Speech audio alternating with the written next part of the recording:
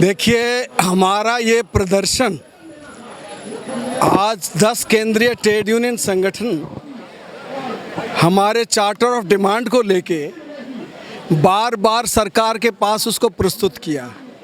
हमने हड़ताल का आह्वान किया, 2 दिन की हड़ताल की, लेकिन ये सरकार स्वीकार करने के लिए तैयार नहीं है। वो बात तो छोड़ ही दो, अब एक के बाद एक हमला और तेज हो रहा है।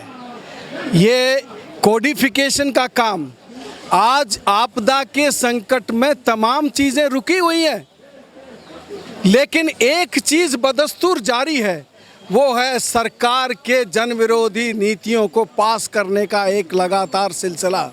उसमें आप एक सिलसिला देख सकते हैं, किस तरीके से कोड ऑन वेजेस हो, social security, code on security हो, सारे को ये पास कराने पर आमादा है बिना ट्रेड यूनियंस को कंसल्ट किए। आज हमारा जो मांग है कि पीएसयूज में डिसइन्वेस्टमेंट नहीं होना चाहिए, उसको बेचना बंद करो। और ये खुद बोलते हैं, पीयूष गोयल ने खुद बोला कि, और इसने खुद बोला कि रेल नहीं बिकेगी। ये रेल बेच रहे हैं, ये LIC को बेचने के लिए तैयार हो रहे हैं, ये बैंकों के मर्जर के नाम पर बैंकों के प्राइवेटाइजेशन की तरफ जा रहे हैं, बैंक दिवालिया होने के कगार पर खड़े हैं। तो आज ये करोड़ों अरबों की संपत्ति को, जो कौड़ियों के मोल जो कॉरपोरेट घरानों को सौंपने की वो कर रहे हैं, किस लिए कि सरकार का वित्तीय घाटा लाखों करोड़ रुपए, उसको कैसे पूरा किया जाए। तो आप जो है इस तरीके से देश की संपदा बेचकर ये वित्तीय घाटा पूरा करने की कोशिश कर रहे हैं, और देश के खून पसीने से कमाए गए जो उद्योगों को, जो कॉरपोरेट घरानों को बेच रहे हैं, तो कॉरपोरेट यहाँ कोई वो करने के, चैरिटी करने के लिए तो आ नहीं रहा है, वो तो ज़्यादा से ज़्यादा मुनाफा कमाएगा। आप तेल को बेच रहे हैं, ONGC को बेच रहे हैं, हर चीज़ को बेच रहे हैं। इसके खिलाफ केंद्रीय ट्रेड यूनियन संगठनों की बैठक में एक फैसला किया गया कि हम जो है 9 अगस्त जो एक दिन है, एक ऐतिहासिक दिन है, भारत छोड़ो आंदोलन 1942 का जिसमें कॉल दी गई थी, इसी दिन हम ने कॉल दिया है उसी तर्ज पर कि देश नहीं बिकने देंगे।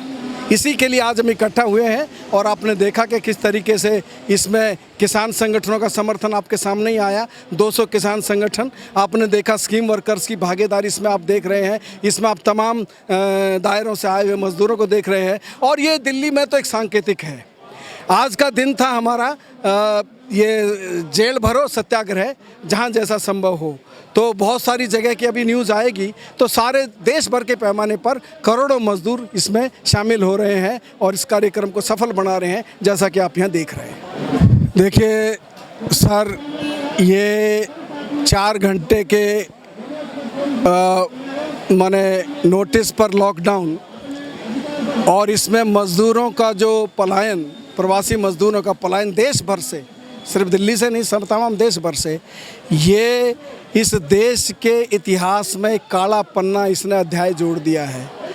कितना जुल्म, जोर जबर उनको सहना पड़ा, कितनी तकलीफ़ें सहनी पड़ी, रास्ते में प्रसव हो रहा है, एक बेटी अपने बूढ़े बाप को लेके जा रही है, कोई पालकी बढ़ा के लेके जा रहा है, छाले पड़ गए हैं, खाना नहीं है, फिर ट्रेन के नाम पर उनसे भाड़ा वसूलने लगे, शोर मचा तो वो भाड़ा उसको कहा कि नहीं, वो 85% स्टेट देगी, 15% सरकार दे।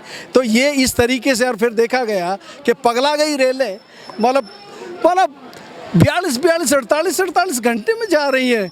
वहाँ मुजफ्फरपुर की घटना आपने देखी होगी, एक बच्चा किस तरीके से माँ के आंचल को वो उसमें जीवन ढूंढ रहा है। दिल दहल जाता है, काँप जाता है जो हालत देख के। आज ये बात कर रहे हैं कि मरते हुए के मूँछों में घी लगाए, मेरा घी खाता हुआ मर गया, ऐसा ये दिखाना चाहते हैं। और इसमें भी आप देख रहे हो कि उनको सरकार द्वारा कही गई बात भी सरकार खुद लागू नहीं कर सकी। जब पूंजीपति, जब मालिक सुप्रीम कोर्ट में चले गए, तो वहाँ जाके कहा कि नहीं, जो नहीं दे सकता है ना दे। जबकि ये ऐलान किया गया था कि लॉकडाउन का पैसा किसी का काटा नहीं जाएगा, लेकिन किसी ने दिया नहीं, 5 पैसे भी दिए नहीं, किसी ने नहीं दिए। आज हालत क्या है जानते हैं सर?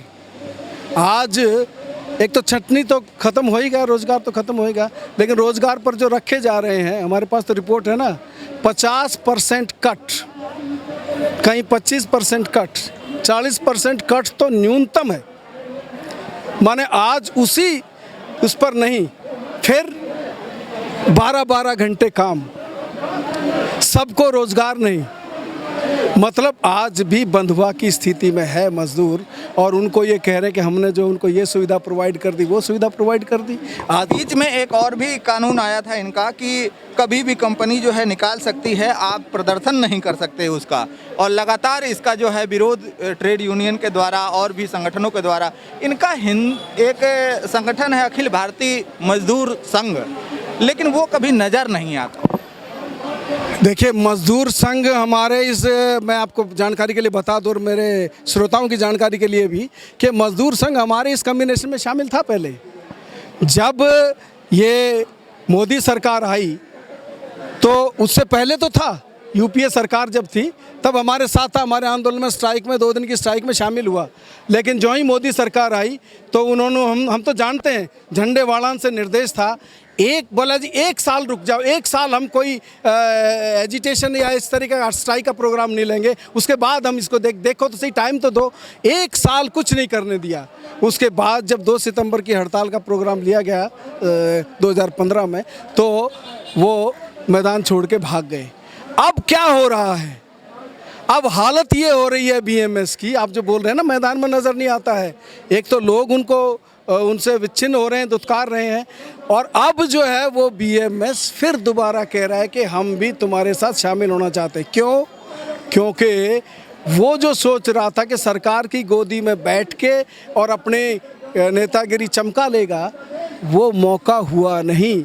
मोदी जी ने भी घास नहीं डाली, और हमने कहा कि आप आ जाओ, आप वो कोल में शामिल हैं, वो डिफेंस में शामिल हैं, वो अब मैंने सुना बिजली में भी शामिल हो गए हैं। बिजली के जो आंदोलन, जो 2020 का जो कानून जो किया है, उसके खिलाफ आ गए हैं।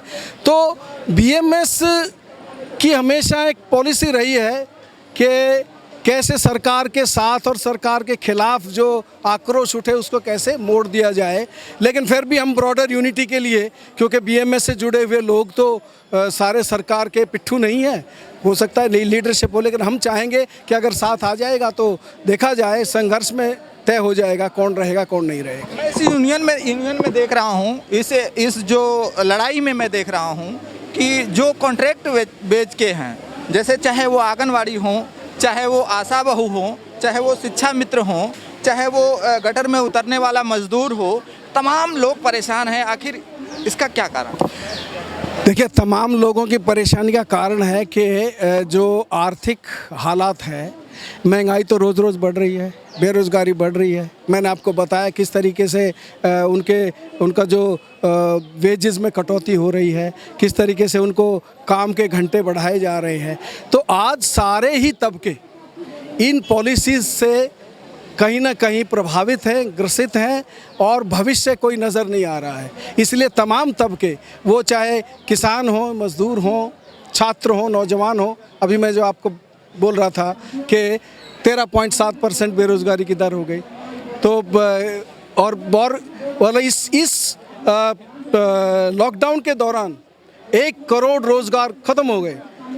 ये आंकड़ा है कि लोग भुखमरी से मरने जा रहे हैं। भुखमरी के इंडेक्स में वो 105 में 104 स्थान पर, उसमें भुखमरी के इंडेक्स में ये देश आ गया है। तो लोगों का जो गुस्सा है वो जायज़ है, और ये गुस्से सरकार एक बात देख रही है कि बड़ी शांति दिखाई दे रही है, कुछ हो नहीं रहा है। नहीं, ये जब फूटेगा ये लावा, तो ये बड़े बड़े तानाशाहों को बहा ले जाएगा। जनता की ताकत के सामने, मजदूर की ताकत के सामने कोई आज तक ना टिका है, ना टिक सकेगा। और मोदी जी, आप भी आपके इस तानाशाही रवैये को कैसे इसको मतलब नेस्तनाबूद कर दिया जाएगा मजदूरों द्वारा, ये आने वाला भविष्य बताएगा।